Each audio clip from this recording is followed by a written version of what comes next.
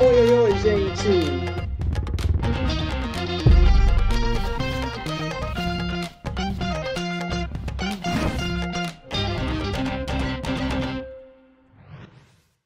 Oi, oi, oi, Brasil! Se você notou que a minha voz tá um pouco diferente no episódio de hoje, é porque, menino do céu, eu estou realmente num período de convalescência. Eu peguei um bicho danado na Páscoa, estou me recuperando, mas nem por isso eu vou deixar de gravar esse episódio com uma pessoa muito especial. Hoje, o nosso quadro Conhecendo Seu Mentor está aqui comigo, Arthur Carvalho, nosso mentor da Mentoria Singular, que vai contar um pouquinho da sua trajetória, um pouquinho das coisas ali da vida dele e deixar pérolas de conhecimento para você utilizar daqui para frente. Então, antes de mais nada, Arthur, muito obrigado de todo o coração por você ter vindo. Eu sei que sua rotina é muito, intensa, mas primeira coisa, muito obrigado. Eu que agradeço. E pra gente começar a nossa conversa com o pé direito, conta pra gente que idade você tem, aonde que você fez a graduação, aonde que você fez o acesso direto e aonde que você está fazendo cirurgia plástica. Então, muito obrigado primeiro por estar aqui, gostei muito do convite. Eu tenho 35 anos, eu sou formado na Universidade Federal Fluminense, em Niterói, fiz residência de cirurgia geral no Hospital das Clínicas de Vitória, onde minha família mora, e atualmente estou no último ano da residência de cirurgia plástica. E é legal, assim, essa cena aqui é muito emblemática para mim, porque uma das coisas que eu fazia durante a minha preparação para a cirurgia plástica, para tentar manter a motivação, é ficar imaginando como seriam as coisas no futuro caso eu passasse. E uma das coisas que eu imaginei é exatamente essa. Eu me imaginei gravando um podcast no Medcoff, porque eu me preparei com o Medcoff. Então eu tô assim, concretizando uma coisa que eu idealizei há alguns anos atrás. Eu acredito muito nisso, né? As coisas que a gente joga ali pro universo. Tem de volta, né? Exato. E assim, eu já tenho alguns spoilers, tá? Mas esse spoiler eu não vou deixar passar, não. Então assim, ó. Parece que antes de você ir pra cirurgia, né, a gente fez uma outra especialidade, começou a fazer. Me conta que rolê, que babado foi esse, Arthur? Pois é, então, durante o final da faculdade, o internato, eu gostava muito de neurologia. Eu tinha um professor de neuroimunologia, parte de esclerose múltipla, que eu gostava muito dele, assim, eu me identificava muito com ele, ele era uma pessoa muito didática, explicava as coisas, eu gostava da doença, achava fascinante. Então eu terminei a faculdade decidido a fazer neurologia. Fiz as provas, passei em alguns lugares, passei na USP de Ribeirão Preto, na Unifesp, acabei indo para Ribeirão Preto. Mais ou menos com 3, 4 meses de residência, lá você já tem muito contato com a neurologia já no primeiro ano, mesmo tendo essa parte da clínica que você tem que cumprir. Uhum. E aí eu já percebi que não ia ser a minha praia, comecei a perceber como que eram coisas muito subjetivas, eu gostava mais de uma coisa um pouco mais objetiva. Aí até que um dia estava no ambulatório, chegou uma paciente lá, eu perguntei, minha senhora, o que a senhora está fazendo aqui? O que te trouxe aqui? Ela não sabia responder quais remédios tomava. Aí eu falei assim, não, isso aqui não é para mim. Não, isso aqui não vai dar certo comigo. Eu vou ser um péssimo neurologista, então aí eu decidi desistir. Mas, cara, que coisa interessante isso, né? Tem duas coisas pra gente conversar sobre isso. Primeira coisa, as nossas escolhas, quando a gente sai da faculdade, muitas vezes estão embasadas no furor, ou melhor dizendo, na felicidade que os professores têm ao dar aquela matéria. É verdade. Então a gente tem muito isso. Então às vezes uma pessoa teve um excelente professor que era super entusiasmado com tal matéria, isso é muito legal, só que isso passa pra gente. Passa, é verdade. Então acho que no seu caso teve um pouquinho disso. Teve, assim, eu achava fascinante estudar neurologia, mas na prática o contato com o paciente não era muito o meu perfil, entendeu? Entendi. E daí a gente entra na segunda coisa, que é o feijão com arroz. Então, o que eu sempre falo? Ó, eu reumato, eu adoro vasculite, mas vasculite é meu arroz com feijão? É verdade. O que é meu arroz com feijão? Fibro, osteoartrite, um pouquinho de artrite reumatoide, de vez em quando um lúpus, e uma vez a cada 6 meses uma dermatomiosite. Agora, vasculite mesmo, não tem. Mas a gente tem que gostar com arroz com feijão. E o arroz com feijão da neuro, né? Claro que a neuro é um campo muito grande. Sim, sim. Mas é contato com pacientes, uma coisa longitudinal. Com certeza. E lidando com pacientes, às vezes, que não conseguem falar a própria história. Sim. Na parte de demências, etc. Com certeza. Exato. Então, isso é muito legal. E eu acho que a terceira coisa, eu ia falar que eu só ia falar duas, né? Mas a terceira coisa aqui é a coragem que você teve de sair. Porque a maior parte das pessoas ia falar, putz, mas se eu continuar aqui, eu vou ter uma renda boa como neurologista formado na USP Ribeirão, já tô aqui mesmo. Muitas pessoas ficam nessa inércia e não dão um passo para trás e falam, opa, e aqui, né? E uma das coisas que mais pesam é o fato de quando você sai, tem aquela pressão ruim porque a gente fica com um buraco na escala. Porque já acabou ali, né? A partir de abril ninguém pode mais entrar. Como é que foi essa decisão? Foi difícil? Porque assim, é muito blá blá blá na nossa cabeça, né? Sim, assim, não foi difícil porque eu tinha consciência muito clara que eu seria um péssimo neurologista. Então, para mim, o caminho era meio que certo, não tinha outra escolha. E assim, a questão da coragem, assim, eu nem acho que foi muito mérito meu, eu dei muita sorte porque eu estava cercado de pessoas, assim, excepcionais. Meus pais me apoiaram muito, os próprios colegas da residência, eu conversei com eles, fiz uma reunião, assim, com todos eles, antes de tomar a decisão publicamente, assim. E aí todo mundo me apoiou muito, mesmo que fosse ficar um buraco na escala, que ficou por 1 ano quase, né? Porque eu saí com 4 meses, então ainda tinha pelo menos um tempo aí até conseguir uma transferência de alguém, enfim. Aí conversei com o chefe, saí, foi tudo assim muito tranquilo, mas mais por sorte do conjunto que eu estava presente do que por mérito meu, eu diria assim. Perfeito. Agora me conta como é que a gente fez essa saída e decidimos prestar cirurgia. Então, aí tem um caminho longo aí, porque eu sou mais velho, assim, eu entrei na residência de cirurgia geral, mais velho do que a média, vamos dizer assim, porque eu passei um tempo aí sem saber exatamente o que fazer. E aí o problema, que é uma das coisas que a gente às vezes aborda na mentoria, é justamente você ter aquela vida dupla, né? Você trabalha, ganha dinheiro, você ganha o suficiente para você viver bem, mas também, no longo prazo, aquilo ali não vale a pena. E aí, se você for fazer residência, você vai ter que abrir mão daquele salário, daquela qualidade de vida. Fiquei dividido aí por muito tempo. Pensei em ir para os Estados Unidos, cheguei a agendar a minha prova do Step 1, e aí não fiz, desisti. Fiz prova para anestésio, passei no HC aqui de São Paulo. Não fiz, decidi não fazer. Passei em cirurgia geral lá na USP Ribeirão Preto. Desisti, não ia fazer. Aí, por fim, depois de pensar muito, eu pensei assim, vou fazer cirurgia geral em Vitória, que depois eu faço cirurgia pediátrica, sigo a minha mãe, que é cirurgiã pediátrica, e as coisas dão certo no final. E aí foi mais ou menos esse raciocínio que eu fiz. Entendi. Isso é muito interessante, tá? Porque são áreas que são muito diferentes, né? Assim, para cirurgia, mas que mostra que você teve tempo ali de refletir. Sim. E o que você acha que te ajudou a escolher cirurgia geral? Assim, que você se olhou no espelho e falou, putz, eu gosto de resolução, eu gosto... O que foi? O que foi, assim, isso é legal para as pessoas que estão nos escutando entender o que você passava na cabeça do Arthur naquele momento. Então, na época eu trabalhava, eu era concursado no SAMU e na UPA lá em Ribeirão Preto.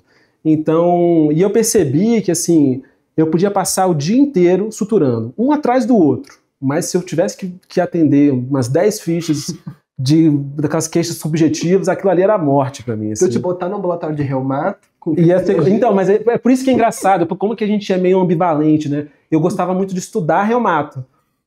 Eu achava interessante aquilo, mas na prática, com o paciente, aquilo ali não é o meu perfil, entendeu? Entendi. Isso foi legal. Então quer dizer que você ficou em Ribeirão depois de sair na residência? Não tem como não gostar de Ribeirão Preto, né? Então fiquei lá anos, assim. E daí você ficou trabalhando, e uma das dificuldades que você citou foi que você ficou naquele limbo entre estudar muito para passar e trabalhar bastante para ganhar aquele pezão de meia. E quando você falou concurso não é uma flexibilidade de horário tão grande. Não é. E como é que foi? Teve um momento que você falou, chega, o que eu tô fazendo? Eu vou sair das coisas, vou só estudar? Ou não? Você ficou tocando? Como é que foi? Não, eu consegui conciliar as coisas porque eu sempre tive para mim, assim, uma das prioridades a minha qualidade de vida, sabe? Então, eu não trabalhava, assim, uma carga horária exaustiva. Eu fazia 48 horas de plantão, assim, 36, 48 horas semanais de plantão, e para mim aquilo ali era suficiente. Tinha uma vida tranquila, não tinha gastos extraordinários, então deu para conciliar e me consegui me preparar para as provas sem problema. Perfeito. E agora vamos acelerar o tempo, estamos R2, que na sua época, né, para quem tá escutando, né, eu sei que eu e o Arthur, a gente já tem um pouquinho de idade, mas na época que você fez cirurgia geral, eram 2 anos ainda. Eram 2 anos. Como é que foi no R2, já tô dando um spoiler aqui, que você passou do R2 pro R+, já. Como é que foi conciliar aquela carga horária que o diabo amassou de carga horária junto com prova de residência? Como é que foi esse processo de conciliação? Então, eu acho que uma das coisas que é muito importante destacar nesse momento é que eu já entrei na residência mais velho. Então eu acho que eu tinha uma maturidade diferente. Eu já entrei na residência de cirurgia geral entendendo que o jogo que a gente joga aqui é um jogo de longo prazo. Então, assim, eu já sabia o que eu queria, que aquilo ali era transitório, aquele esforço era transitório, que aquele sofrimento era transitório. Tanto que quando eu entrei na cirurgia geral pensando em fazer cirurgia pediátrica, seguir a carreira da minha mãe, enfim, trabalhar juntos, aquela coisa toda. Eu entrei no R1 de cirurgia geral, eu já assinei um cursinho de R+, porque eu não queria perder mais um ano.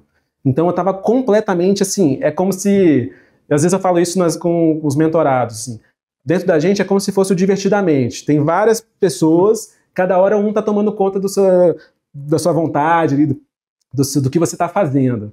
E aí, se você não criar um consenso dentro de você que seja razoável ali, do que você quer, você vai estar lidando com forças que volta e meia vão ser antagônicas e você não vai conseguir levar para frente o seu objetivo. E aí, usando essa analogia, é como se eu tivesse 100% decidido que eu queria passar na prova de R+, o mais rápido possível, entendeu? Isso que é o que a gente chama de prioridade. Em outras palavras. Não, mas assim, é fantástico, porque o tempo, ele pode esticar, ele pode retrair de acordo com as prioridades. Sim. Então, se eu pegasse qualquer pessoa na rua e falasse, olha, será que com R2 de cirurgia geral consegue fazer atividade física, consegue manter a residência em sua prova de residência? Muito difícil, Matheus. Mas é questão de prioridade. Porque quando a gente bota o estudo como prioridade, as outras coisas, elas vão ficar em planos menores. No segundo, terceiro, eles vão ficar num outro lugar. E uma das coisas que você citou, que eu acho muito, é o fato da kakurice, né, que eu chamo. O fato quando a gente vira kakura, quando a gente fica um pouquinho mais velho, a gente sabe que as coisas, elas não são pra sempre. Sim, sim. Então, uma das coisas que eu nunca vou me esquecer, quando eu estava no R2 de clínica, eu chorava no último estágio, que era o estágio de clínica médica na enfermaria de clínica do HC, que é o 6º andar, que é horrível. Eu chorava todos os dias naquele estágio. Mas assim, eu era tão imaturo, assim, eu falava, meu Deus, mas tipo, era o último estágio, eu já tinha passado na reumato, ia acabar. Mas assim, pra mim aquilo era o fim do mundo. E eu ficava nervoso, mas, cara, se eu tivesse, assim, uma mentalidade um pouquinho melhor, eu teria olhado pra aquilo e falado, é parte do processo, vai passar. Isso eu só fui realizar um pouco depois. Que daí na reumato eu escutava as outras pessoas reclamando. E eu falei, gente, mas eu tô assim no céu aqui. Né? Assim, uma carga horária gostosa, fazendo as coisas que eu quero. Assim, eu curti muito a minha residência de reumato. Mas eu curti não só por ser reumato, mas por eu ter uma maturidade pra curtir reumato. Faz muita diferença, eu acho. O sofrimento, assim, ele acontece, mas o que eu percebo é que na maioria das vezes as pessoas amplificam ele. Mais do que deveria.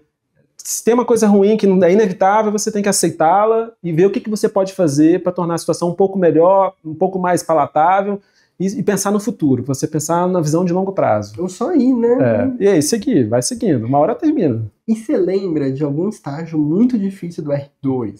Que você teve que conciliar com o estudo para prova de residência, alguma dificuldade?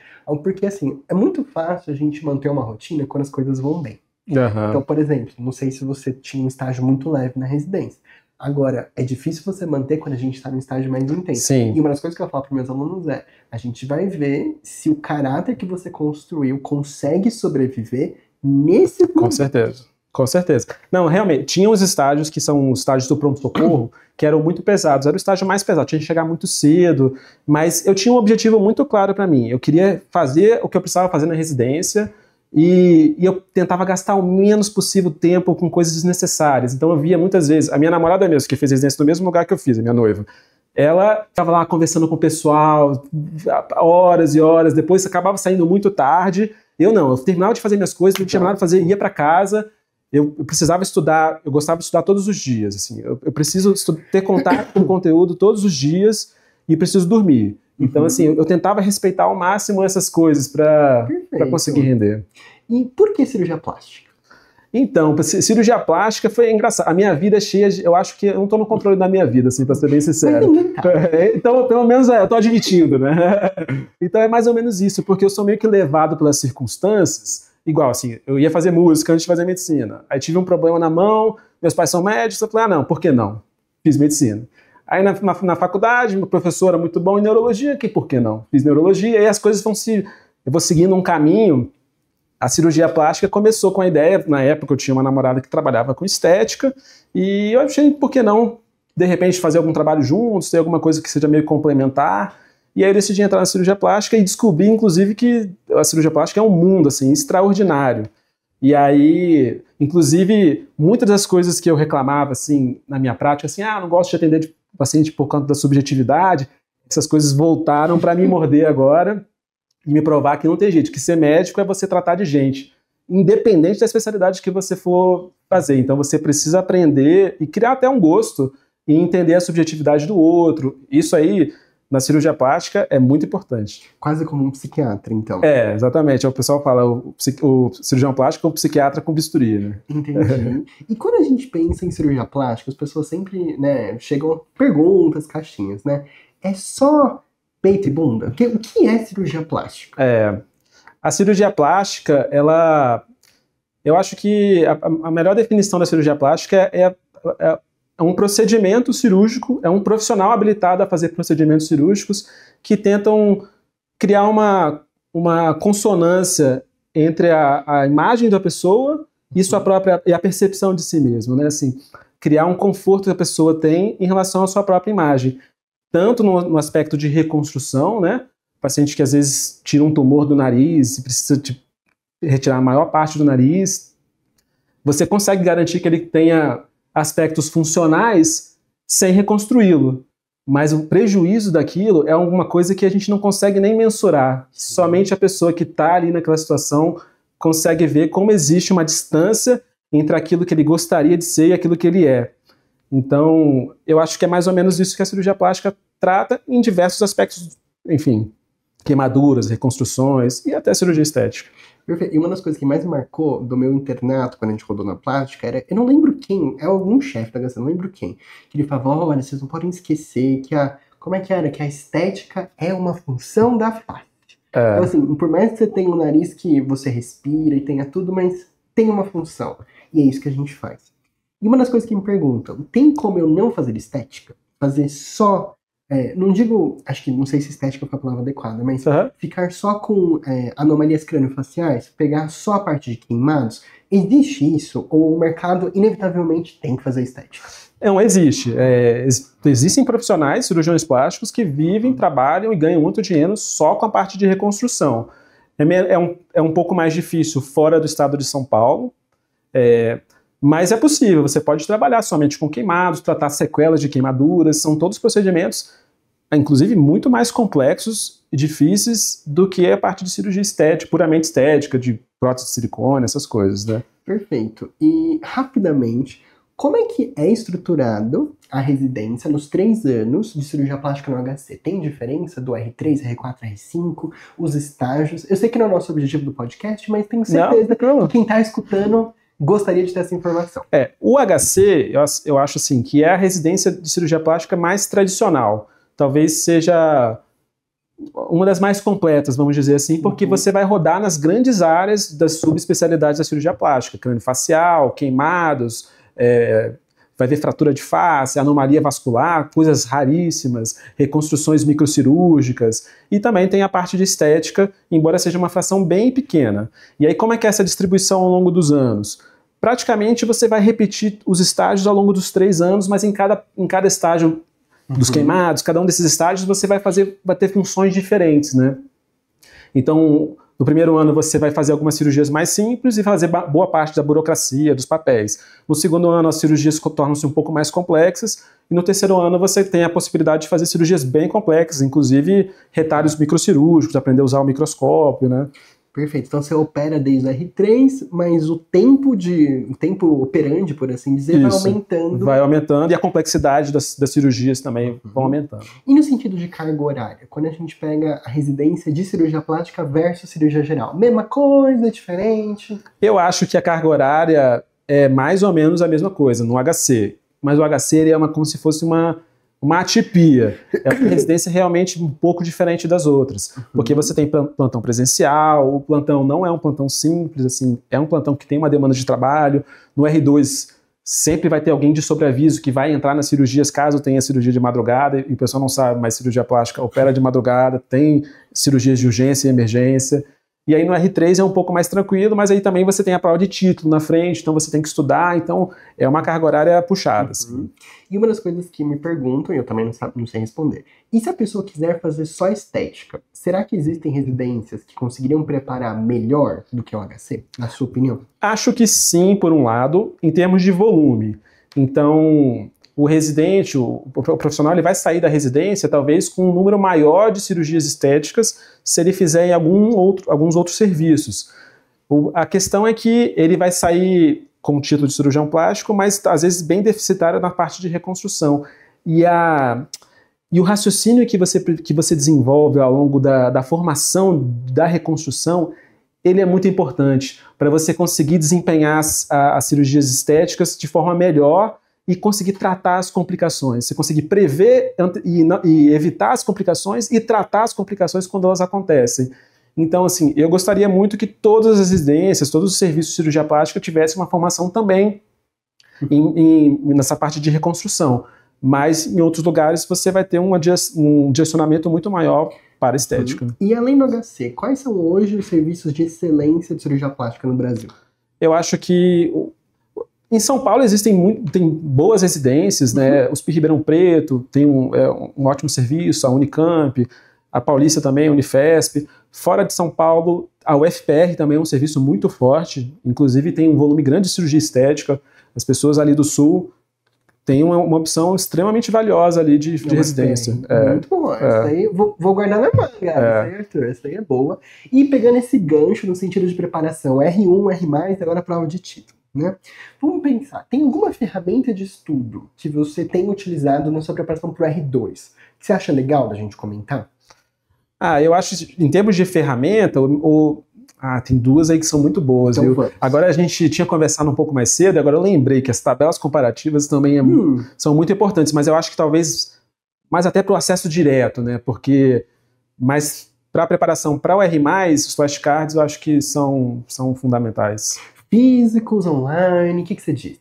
Não, tem que ser online. Você tem que estar com ele ali do seu lado, sempre que você puder ter um tempinho você fazer, você vai otimizar muito o seu estudo. Perfeito. E você já está utilizando para a prova de título? Não começou ainda? Eu faço isso, já vou montando nos flashcards desde sempre, para conseguir ir revisando. É uma das coisas mais importantes, você conseguir revisar os conteúdos para poder solidificar, consolidar.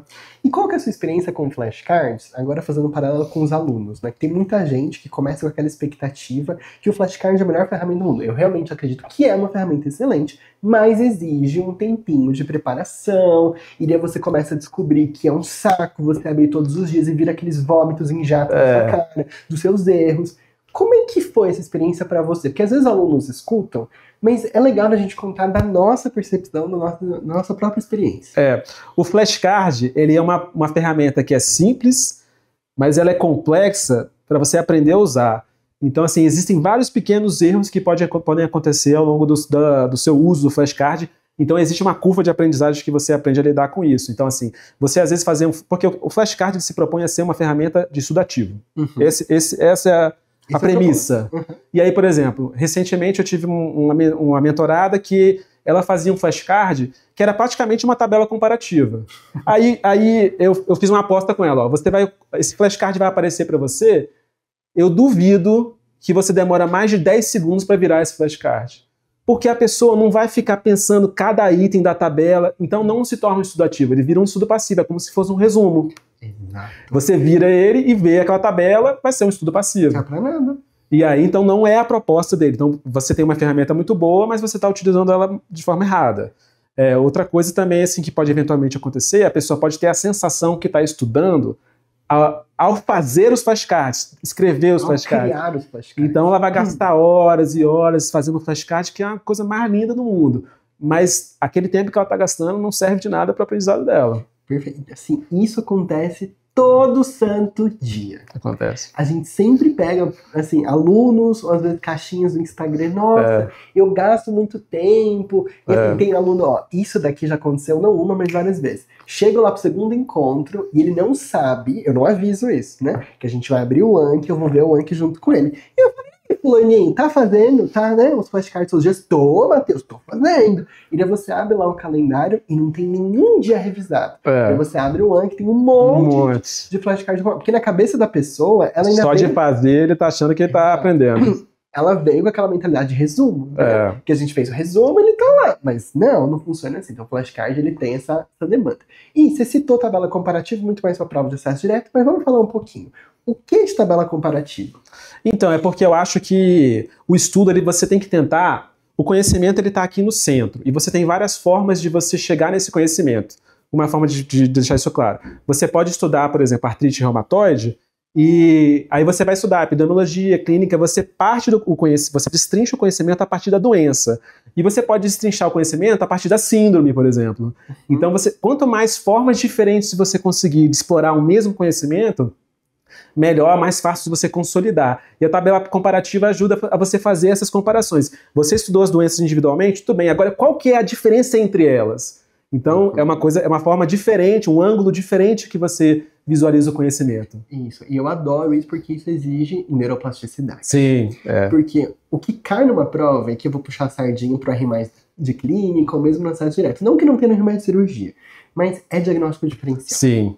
Então, não que na cirurgia não tenha, mas cirurgia é muito mais conduta. Sim. Né? Agora, na clínica, tanto na parte de acesso direto quanto na R+, é diagnóstico diferencial. Então, assim, eu posso até saber o que é artrite reumatoide, mas na hora eu vou precisar saber por que é artrite reumatoide e não, sei lá, Sjögren, que não dermatomiosite. Saber essas nuances que diferenciam as coisas. Então, estudar por tabela comparativa demanda muito mais esforço. Eu brinco que é para ser imunobiológico. A gente não vai indicar para todo mundo. É verdade. Mas para quem tem indicação, o imunobiológico vai super bem. Né? Eu não vou fazer sempre, mas quando precisar, tá ali. É verdade. Porque envolve investimento um pouquinho maior de tempo. Né? Agora, uma boa tabela comparativa, é o que eu falo, também como quase um flashcard, né, nesse sentido, tem que evoluir com o par da criança. Então, uma tabela comparativa que você fez hoje, ela vai evoluindo com você. Sim, com certeza. Se você vai fazendo novas questões, você volta na tabela, edita, muda as coisas, né? E vai grifando, tirando elementos, colocando. Com certeza. É isso, é de deixar o estudo dinâmico e fluido. Sim, né? É verdade.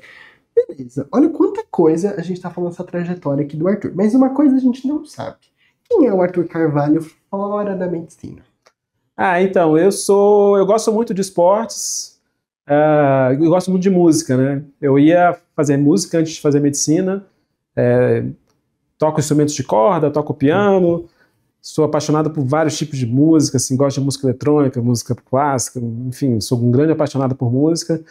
E atualmente essa paixão ela tem se aflorado na música eletrônica, principalmente, na forma de produção musical, DJ, essas coisas que eu gosto muito, né? Então, DJ? Assim? Então, recentemente a gente teve a nossa festa, a gente sempre faz uma festa do final do ano, assim, do final da plástica, e aí a gente tocou. Eu toquei lá, um colega meu, o Antônio, também tocou, o Forte também tocou, foi legal, assim. Entendi. E daí, assim, você tem o equipamento todo? O Antônio, ele é um dos caras, o precursor, vamos dizer assim, eu aprendi com ele.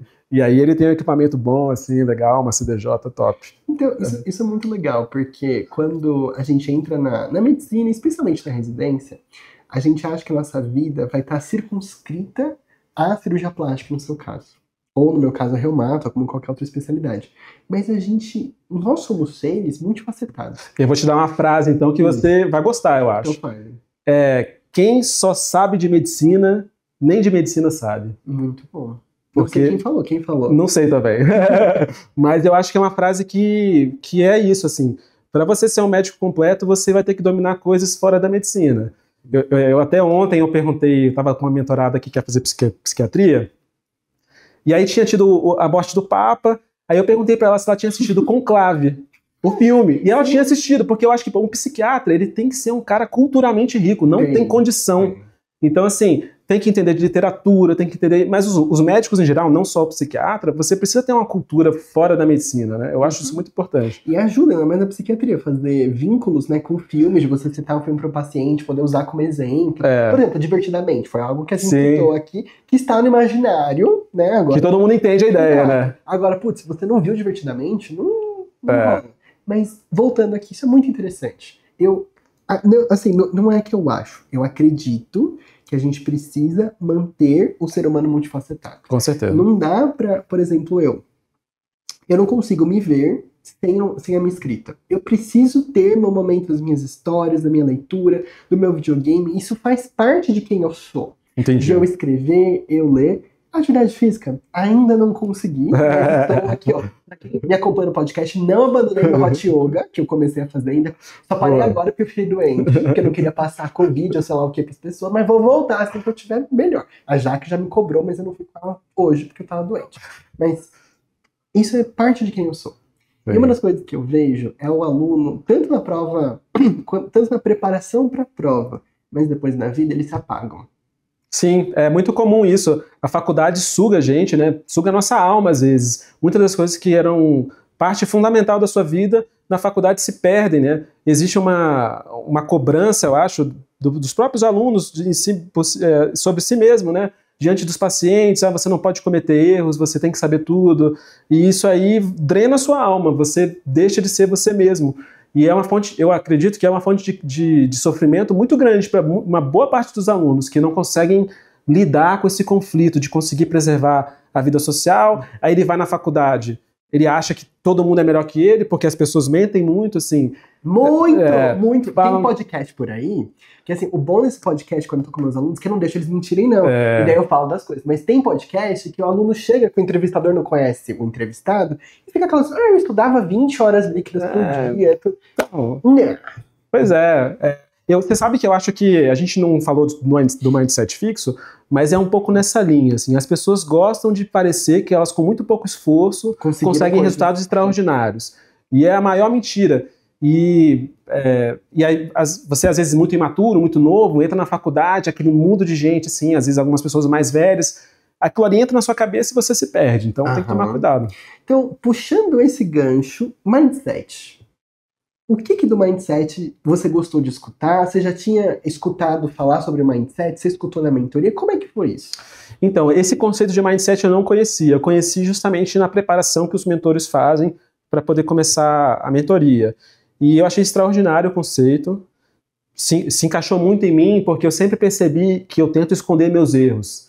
Então, assim, se eu tenho a possibilidade de não tornar público e evidente o meu erro, nossa, é como se meu esforço fosse todo voltado para isso. E eu percebi que o que estava por trás disso era justamente o mindset fixo. É justamente você não entender que o fracasso, ele é um conselheiro muito melhor do que o sucesso. Entendeu? Muito melhor. Então você não... eu falava isso com a minha noiva, né? Que quando ela estava fazendo o preparatório dela para o R+, você tem que começar a gostar das questões que você erra. Porque as questões que você acerta, elas não te acrescentam nada. São o melhor QBank do mundo é o QBank que só mostra as questões que você não sabe. Isso. Então você tem que começar a criar o gosto, o aluno ele precisa começar a criar o gosto pela questão que ele erra. E o que acontece na prática é justamente o oposto. Ele começa a errar as questões, ele começa a se sentir mal, ele não quer fazer mais, entendeu? Então a gente tem que tomar cuidado com isso, que é uma interpretação errada da realidade, entendeu? E tem alunos que me mandam mensagem: Matheus, eu tô me sentindo muito mal porque eu fiz um simulado e tirei 60%, né, 40% de erro. Eu falo, ainda bem que a gente tem bastante esse simulado veio na hora certa. Exato. Seria ruim se fosse na prova. Isso é uma das coisas, essa rigidez mental é algo muito importante. E algo que me veio agora, que a gente não comentou em nenhum episódio ainda, que eu quero comentar e fazer um paralelo aqui. Isso acontece mais em perfil mais cirurgiânico, por assim dizer. Mas essa rigidez, partindo um pouquinho do mindset, pode se aplicar em outros contextos também. E às vezes é uma rigidez que impede que a pessoa se sinta bem no descanso. Porque se fulaninho de tal tá estudando X horas e a mídia passa pra gente uma noção muito errada, né, do que é a produtividade. Então, às vezes, quando a gente tem esse perfil de muita rigidez, a pessoa não consegue descansar. Verdade.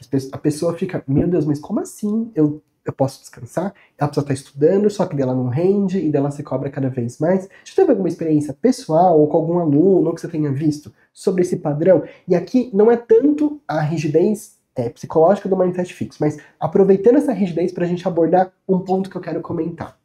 Eu acho que sim, isso acontece muito, já aconteceu comigo, de você não conseguir, você se sentir muito culpado quando você está descansando, porque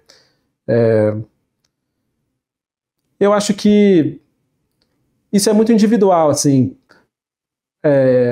Mas você tem que valorizar muito os seus períodos de descanso. Eu falo isso com os mentorados também, assim. A questão de sono, a questão do descanso, eles são fundamentais. Você precisa aproveitar o seu momento de descanso justamente para quando você for se dedicar ao estudo, você conseguir entregar o máximo.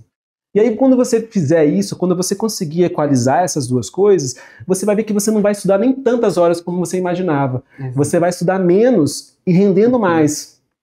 Eu gosto muito de trabalhar uma analogia que é assim, é como se dentro de nós a gente tivesse a razão e a emoção. A razão e a emoção é como se fosse você, a razão, cavalgando um cavalo, que é a emoção. A emoção, sem ela, você não vai conseguir ir tão longe, como se você estivesse com ela. Você não consegue ir andando tão longe como você conseguiria ir em cima de um cavalo. Mas se você maltratar esse cavalo, bater nele, ele até pode começar correndo bem, mas em alguma hora ele vai cansar de você e vai tentar te derrubar, entendeu?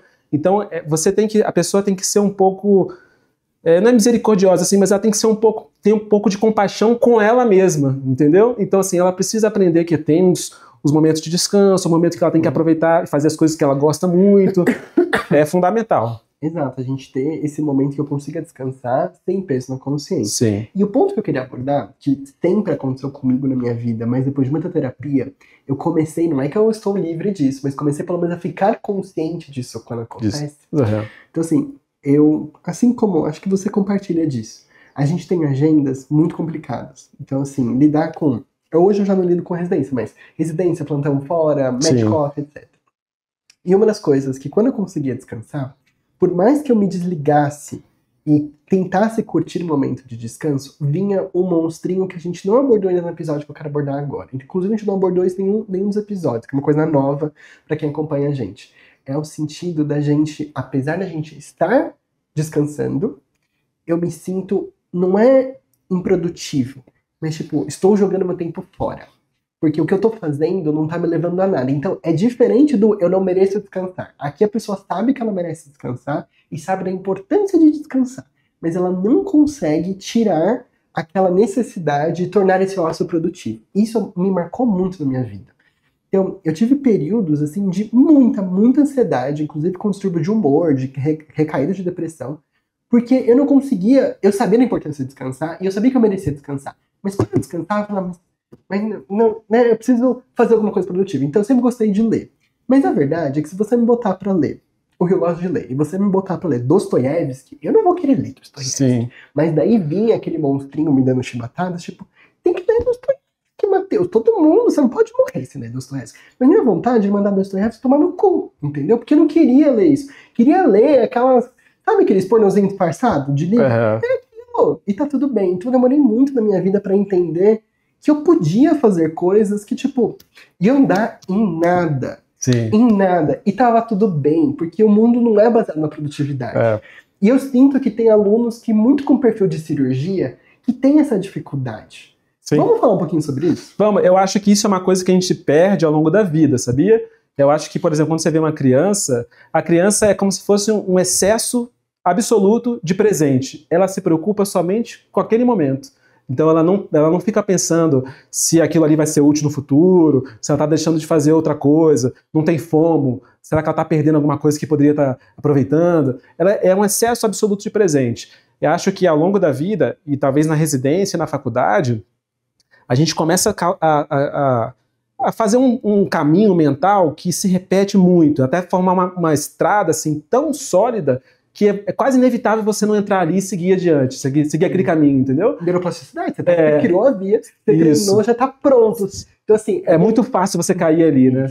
Então eu acho que essa preparação que a gente se submete durante a faculdade, a residência, cria como se fosse um vício mesmo, um vício de comportamento, e tem os seus efeitos deletérios que é importante você ter consciência, entendeu? Então, assim, tudo isso pra falar, gente, vocês querem ler Stephenie Meyer, quer ler Crepúsculo? Lê Crepúsculo, tá tudo bem. Você não precisa se sentir... Não, você não precisa ficar lendo Guerra e Paz, qualquer outro livro que você precisa ler antes de morrer, entendeu? Tá tudo bem. É verdade. E tá tudo certo. E uma das coisas que também me marcou em relação aos filmes, né? Tem todos aqueles filmes, né, etc, os filmes cabeça, né?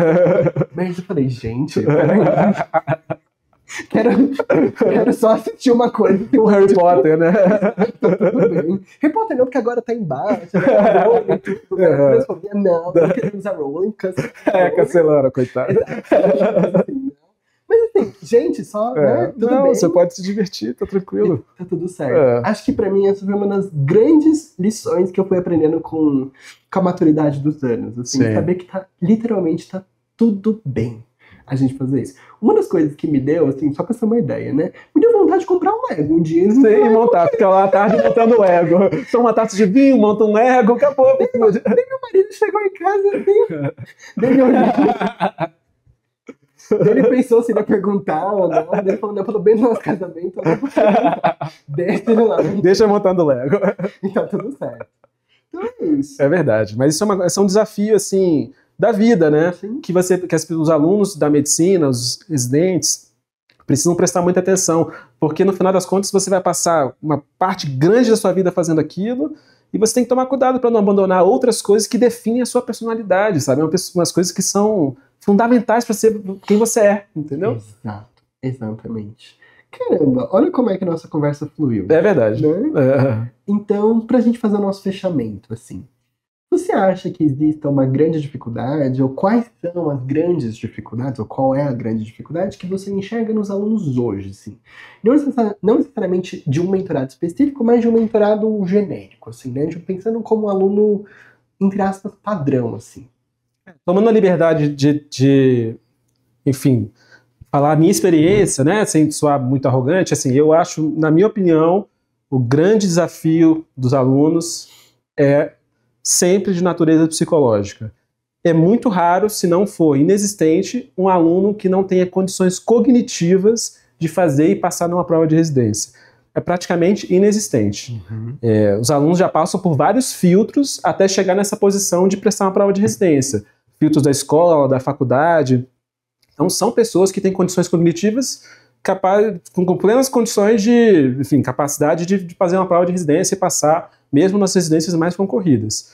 Então eu acho que o grande limitador, o grande desafio é justamente o aspecto psicológico, as questões de mentalidade. E existe uma coisa assim, que eu acho que é muito importante, assim, que os alunos eles não podem subestimar a capacidade que eles têm de se sabotarem. E essa capacidade, eu vou dar um a mais. Assim. Essa capacidade de se sabotar, ela se torna tão mais forte quanto mais próximo você está da sua prova. Sim. Então, assim, e a proximidade com a sua prova é simplesmente o momento mais importante da sua preparação.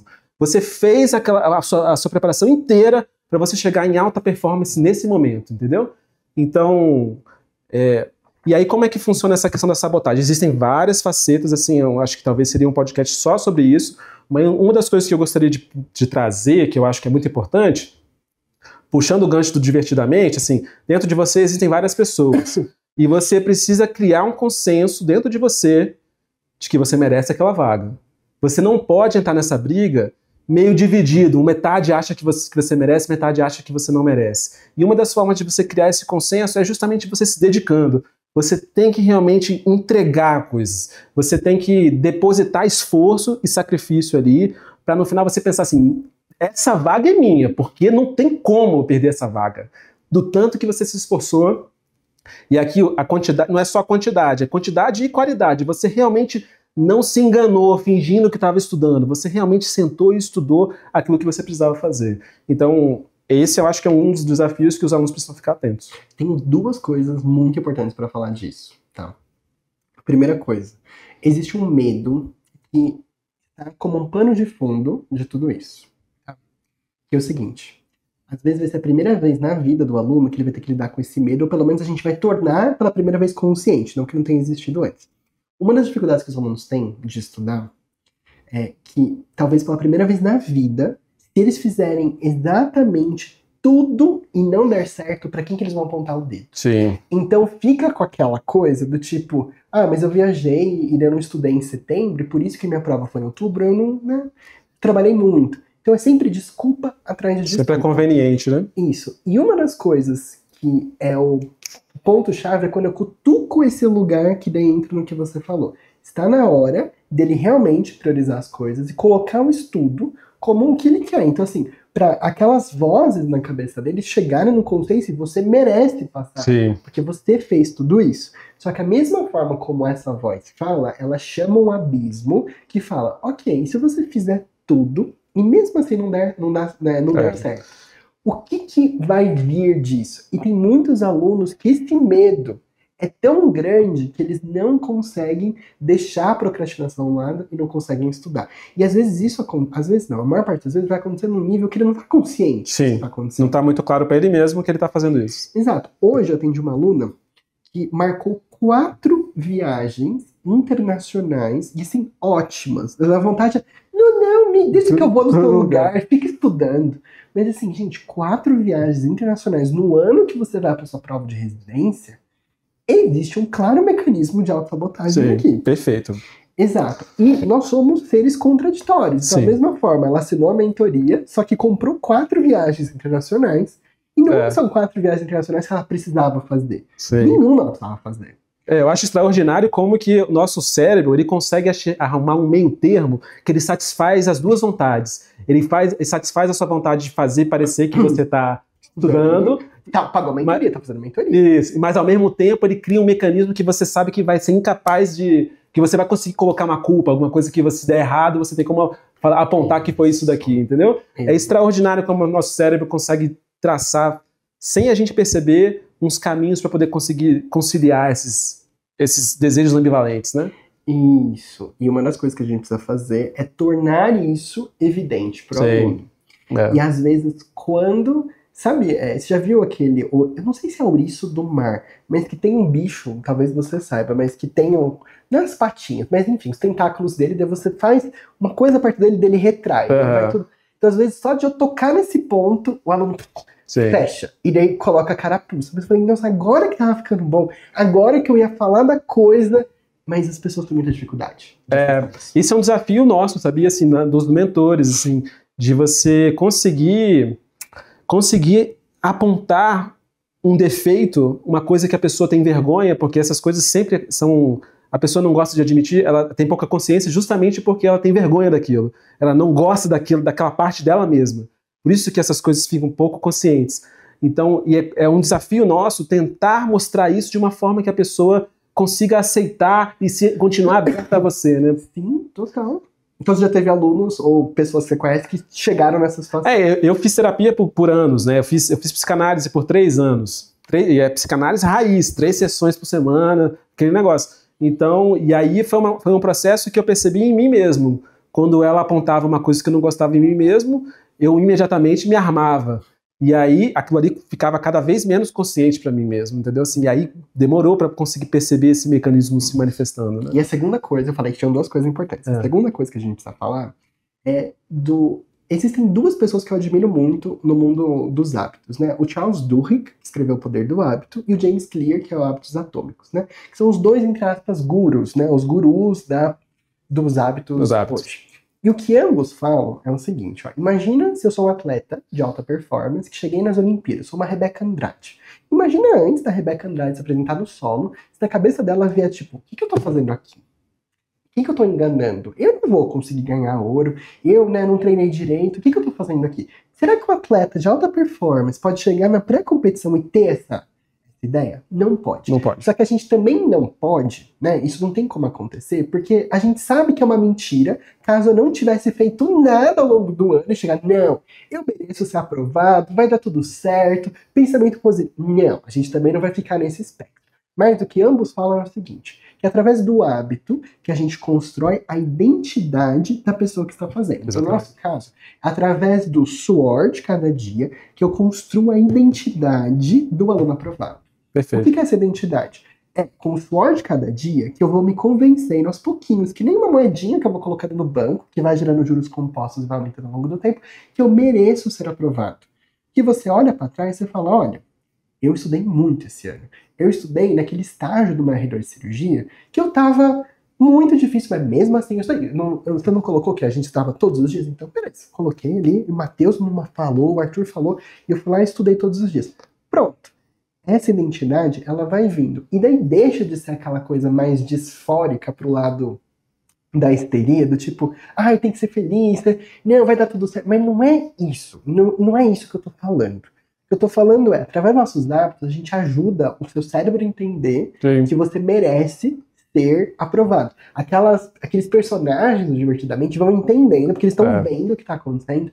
Aí a coisa anda.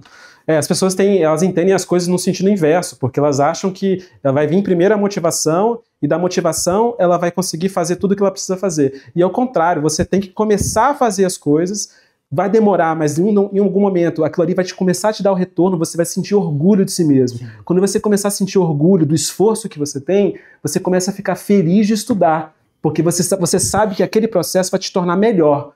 Então, se você é muito religioso, você pode pensar assim, primeiro você dá o passo, depois Deus coloca o chão. Mas o investimento ele vem antes. Você não pode achar que você vai ter o resultado, não sei se é uma questão de geração, assim, você tem que investir antes, você tem que depositar esforço antes. E aí isso aí vai dar um retorno no longo prazo. O que eu falo na mentoria, primeiro vem o corpo, para depois vir a mente de estudo. Então o aluno fala, que o aluno acha que ele vai sentar para estudar, e daí Júpiter vai alinhar com Saturno e Plutão, e vai vir uma mente de estudo assim, nossa. Sem esforço. Não, primeiro vai vir, tipo, o que eu tô fazendo aqui? Vai dar aquela fissura que você quer sair, etc. Mas é aí que fica bom. Então primeiro vem o corpo, depois vira a mente. Isso é verdade, isso aí. Beleza. Olha, agora sim, né, a gente falou de tudo que eu queria falar no nosso podcast. Foi uma conversa muito boa. Foi legal, foi um prazer enorme, viu? É bom de papo. Não, você que é excelente, não consegui extrair tudo, não sobra nada. Assim, foi bem, muito legal, gostei muito, viu? Foi muito legal. Então eu agradeço em nome da Mente Coffee, em nome da mentoria, sua presença. E eu quero agradecer agora você aí de casa, que está nos escutando, seja no YouTube, seja no Spotify. E você tem mais um encontro comigo marcado, sabe quando e sabe onde? Nosso próximo episódio do Singular Cast. Oi, gente!